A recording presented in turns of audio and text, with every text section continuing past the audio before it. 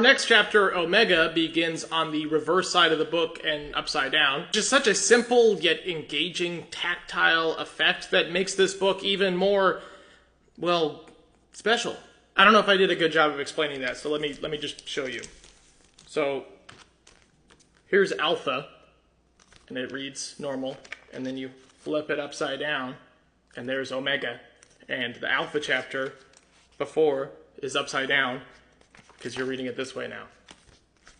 Sometimes it's the simple things in life. This companion piece to the All-In Special follows a saga of Darkseid, beginning with his design of a new mysterious occult machine that he sacrifices his own left hand to in order to bind himself by blood. This rare, specific look into the world of Apocalypse is so otherworldly and evocative, made all the more engaging by Wes Craig's earnest, ingenuitive, raw art style. Before too long, Darkseid is confronted by his familiar ensemble on Apocalypse, who present him with a new and improved army in order to conquer the galaxy as he is wont to do. However, Darkseid makes it clear he has no interest in this pursuit and kills his own son, Calabax, and feeds it to the machine asking for more blood in order to accomplish his own designs. Darkseid, ever fitting to his character, only seems to hint at his intent, hinting that he felt a strange power surge when the multiverse was closed off forever, a feeling that has consumed him ever since. Next, we see Darkseid scouring the other realms of the universe, mystifyingly crying, "Where is he?" as his enemies offer him his greatest wishes in exchange for peace. "We'll give you anything you want, just leave. Please, stop!" Darkseid arrives on the dark side of the moon, where he encounters Eclipso, an angel of vengeance, who he narrowly loses to until he boom-tubes him into the heart of a sun like a particularly resilient Dragon Ball Z character. Only Darkseid's purpose is made clear as he enters the holding cell of Jim Corrigan, the Spectre, which I'm not sure why he's in prison. Maybe I missed that part of the DC lore. He intends to bond with the power of his miracle machine that he built, in order to understand the secrets of the universe that have eluded him and this mysterious power surge.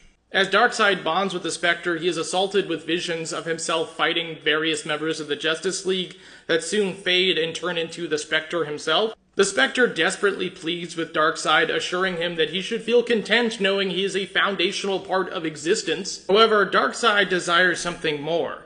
Change. In the end, as Darkseid disintegrates from everything he has ever known, he finds shape in a new universe, possessing the firmament of existence itself with elements of what Darkseid is. In this universe, Darkseid muses, there is no simple balance. Heroes are born in hell. They are chaos itself. They are alone and desperate. Here, hope is the underdog. It is precisely this twisted, beautiful, enterprising vision that lays the groundwork for this new absolute universe. And what a stirring, carefully designed and executed and impactful evolution of the cosmic character of Darkseid it is that carries us into this next chapter. In the final pages of Omega, we return to the imagery of Booster Gold from Alpha as he is confronted with the members of the Absolute Justice League, who are as numerous and formidable as their alternate universe counterparts, seemingly led by their own Booster Gold, or maybe he's just a focal point. The character designs from Dan Mora on this big splash page are also particularly exciting and noteworthy, and I cannot wait for more appearances from them,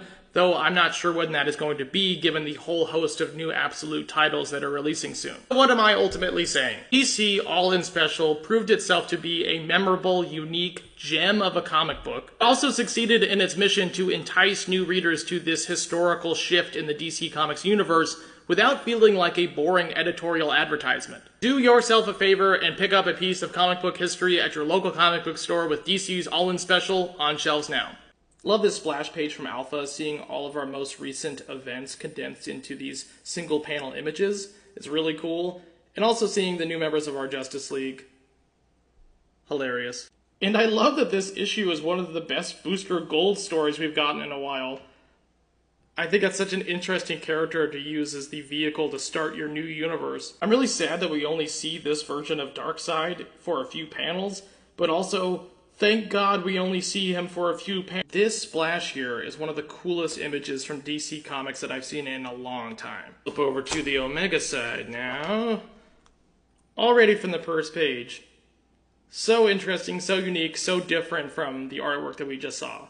Imagery like this throughout just feels so Kirby influenced. Holy shit, man. And this imagery and monologue from the Spectre feels like something that you would read in like a DC encyclopedia when you were a kid. And by the time I flipped to this page, I was like, yeah, I'm all in too. The Absolute Universe is sick as fuck. Side note here, I wonder how this issue is going to be collected in future editions, because I definitely want to read this retrospectively after all of the Absolute Universe stuff is over. And let me know in the comments if you enjoyed this All-In special and which Absolute titles you were the most excited for.